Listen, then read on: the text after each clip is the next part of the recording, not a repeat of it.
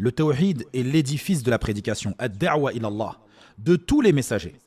Si tous les messagers ont commencé par cette base-là, le tawhid, comment ça se fait aujourd'hui que tu as des prédicateurs qui prétendent suivre la vérité?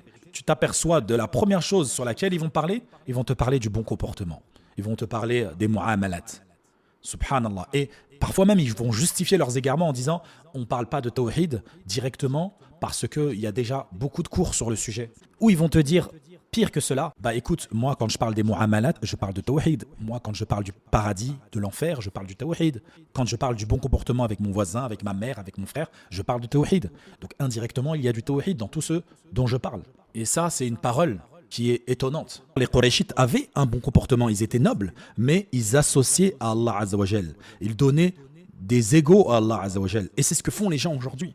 Tu leur parles de bon comportement avec leur père, leur mère, et derrière, ils vont invoquer Sidi et Wali Foulen, ou le Mourid Foulen, en lui disant « Secours-moi, aide-moi, accorde-moi des enfants ». Donc le tawhid, ça parle d'Allah, lui, de ce qu'il t'a ordonné, et par quoi a commencé son prophète. Et ici, ce qu'on veut dire, ça ne veut pas dire que c'est interdit de parler du bon comportement. Mais dans ta da'wah, tes auditeurs, ceux qui t'écoutent, la première chose sur laquelle tu dois marteler, répéter et ne jamais abandonner, même si tout le monde te tourne le dos et qu'il n'y en a plus que 10 qui t'écoutent, alors ces 10-là, il faut que quand ils finissent tes cours, quand ils finissent tes leçons, ils comprennent l'importance de ce sujet et ils en comprennent la réelle valeur et qu'ils se posent des questions sur comment mettre en pratique cet ordre-là. Et la preuve à cela, que les messagers ont commencé leur prédication par cela, Allah Azza wa Jalla dit وَمَا أَرْسَلْنَا مِن قَبْلِكَ مِن رَّسُولٍ إِلَّا نُوحِي إِلَيْهِ أَنَّهُ لَا إِلَهَ إِلَّا أَنَا فَاعْبُدُونِ.